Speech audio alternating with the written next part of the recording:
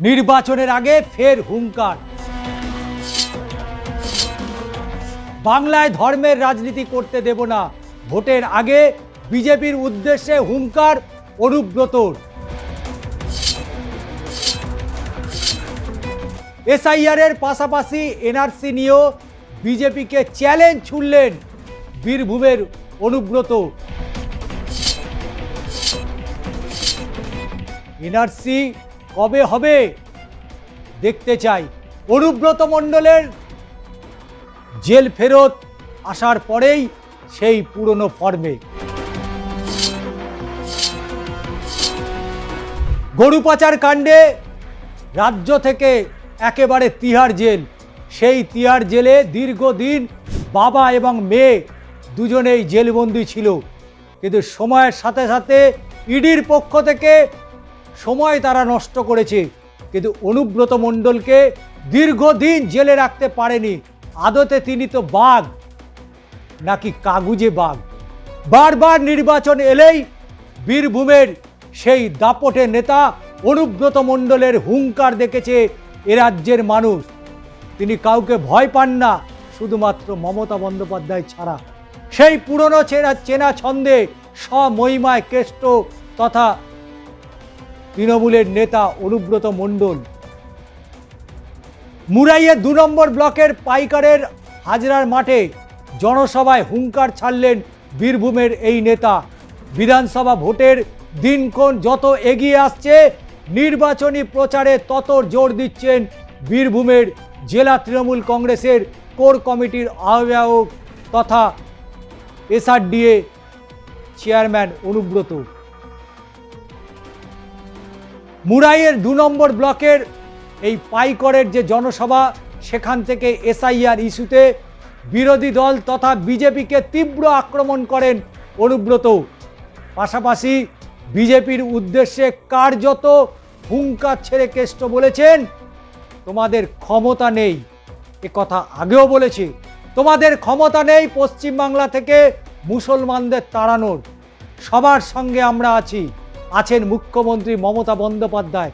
আমার রক্ত আর একজন মুসলমান ভাইয়ের রক্ত একই। বিজেপি ধর্মের রাজনীতি করে, আমরা বাংলায় ধর্মের রাজনীতি করতে দেব না। সেই চেনা ছন্দে অনুব্রত মণ্ডল বিজেপির উদ্দেশ্যে কার্যত হুঙ্কার ছেড়ে কেষ্ট বলেছেন, তোমাদের ক্ষমতাই নেই। বাংলা থেকে শুধুমাত্র মুসলমান কেন, কাউকেই তাড়াতে পারবে না। কারণ আমরা সব সময় তাদের পাশে আছি 24/7। আপনারা কোথায় থাকেন সারা বছর? মাঝে মধ্যে মাঠে ময়দানে নামেন, 2-1টা এদিক ওদিক করে আবার ঘরে ঢুকে যান। আমরা 365 দিন মানুষের পাশে থাকি। তাই ধর্মের রাজনীতি করতে দেব না। তৃণমূল কংগ্রেসের এই সভা থেকে একেবারে বারবার হুঙ্কার ছেড়েছে। এবং সেই সময় উপস্থিত ছিলেন রাজ্যের কারামন্ত্রী চন্দ্রনাথ সিনহা। এসআইআর প্রসঙ্গে বিহার, দিল্লি, মহারাষ্ট্রের প্রসঙ্গ টেনে বিজেপির বিরুদ্ধে অনুব্রত মণ্ডল বলেছে, তোমরা এসআইআর করে 2 কোটি মুসলমানকে বাদ দিয়ে মমতা বন্দ্যোপাধ্যায়কে হারাবে। তুমি বাদ দিয়ে দেখো, তুমি বাদ দিয়ে দেখো। এটা বিহার নয়, দিল্লি, মহারাষ্ট্রের মতো দাঁড়িয়ে দাঁড়িয়ে আমরা দেখব, আঙুল চুষবো, আর তুমি লেবু চুষবে। আমরা মরে গেছি নাকি? পাশাপাশি তিনি চ্যালেঞ্জ ছুড়ে বলেন, যতদিন জীবন থাকবে পশ্চিমবাংলার কোনো মানুষকে বাইরে যেতে দেব না। এসআইআর করে আর এনআরসি করে মানুষকে এভাবে বাদ দেওয়া যায় না, করতে দেব না। এনআরসি কবে করবে দেখতে চাই। জনসভার শেষে মুরাইয়ের 1 নম্বর ব্লকের মহুয়াপুর অঞ্চলে শ্রীরামপুর গ্রামের পুরুষ মহিলা মিলে প্রায় 100 জন সিপিআইএম কর্মী, যারা সিপিএম ছেড়ে অনুব্রত মণ্ডলের হাত ধরে তৃণমূল কংগ্রেসে যোগদান করেন। সিপিএম ছেড়ে তৃণমূলে আসা তাদের বক্তব্য যে দিদির এই উন্নয়নের জোয়ারে তারা শরিক হতে চায়, তাই তারা তৃণমূল কংগ্রেসে যোগদান করছেন। আর অনুব্রত মণ্ডলের হাত ধরে শেখ সান্টু বলেন, দুস্থ ভাগচাষি এবং যারা ভূমিহীন তাদের যে অনুদান প্রকল্প চালু করেছেন মুখ্যমন্ত্রী মমতা বন্দ্যোপাধ্যায়, তার কর্মযজ্ঞের উন্নয়নে সামিল হতেই আমরা তৃণমূল কংগ্রেসে যোগদান করলাম। মনে আছে 2011 সালের বিধানসভা নির্বাচন, 2019 সালের লোকসভা নির্বাচন, 2021-এর বিধানসভা নির্বাচন, যে নির্বাচনে আমরা দেখেছি সিপিএম হোক, কংগ্রেস হোক, বিজেপি হোক, একেবারে দাঁত ফোটাতে পারেনি একমাত্র একটি মানুষের জন্য, তার নাম অনুব্রত মণ্ডল। কখনো বলেছে গুড় বাতাসা, কখনো বলেছে লকুন্দানা এবং কখনো বলে চড়াম চড়াম ভাগ বাজবে। অর্থাৎ অনুব্রত মণ্ডলকে ওখান থেকে সরানোর অনেক প্রক্রিয়া করা হয়েছে। 2024-এর লোকসভা নির্বাচনে যেখানে অনুব্রত মণ্ডল এই 24-এর লোকসভা নির্বাচন থেকে এই 26-এর বিধানসভা নির্বাচন পর্যন্ত যাতে ওকে বন্দি করে রাখা হয় সেই প্রয়াস চালানো হয়েছিল। যদিও সেই প্রয়াস ধোপে টেকেনি, কারণ দেশের বিচার ব্যবস্থা আছে। তো তাকে এই বাংলা থেকে নিয়ে যাওয়া হয়েছিল দিল্লিতে। বাংলায় নাকি তদন্ত করা যাচ্ছে না অনুব্রত মণ্ডলের জন্য, কারণ অনুব্রত মণ্ডলের ভয়ে থরথর করে কাঁপে বীরভূম। তাই অনুব্রত মণ্ডলের এই গরু পাচার মামলা নিয়ে যেতে হবে দিল্লিতে নিয়ে গেল, কিন্তু অনুব্রত মণ্ডলকে গারদের মধ্যে আটকে রাখতে পারল না।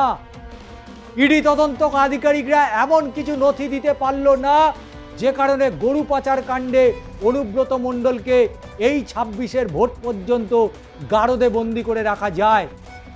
কিন্তু অনুব্রত মণ্ডলকে মনে রাখতে হবে সে বীরভূমের বাঘ বলা যেতে পারে, কারণ অনুব্রত মণ্ডলের এক কথায় সেখানে পাতা পর্যন্ত হিলতে পারে না। তাই সেই অনুব্রত মণ্ডল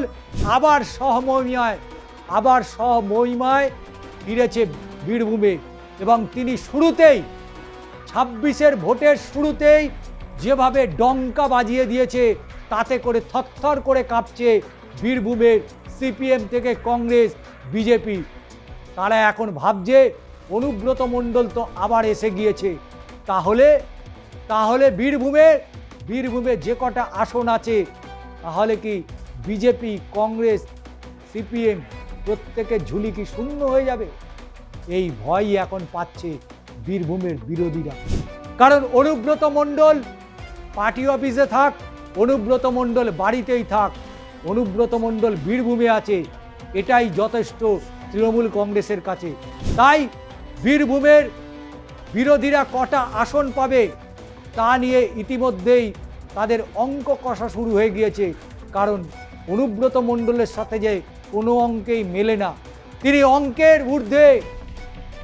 এবার অনুব্রত মণ্ডল যেভাবে স্বমহিমায় আবার রাজনীতিতে ঢুকে গিয়েছে এবং যেভাবে সভা থেকে হুঙ্কার দিচ্ছে, তাতে করে 26-এর ভোটের আগেই ভোট জিতে বসে আছে বীরভূমের তৃণমূল।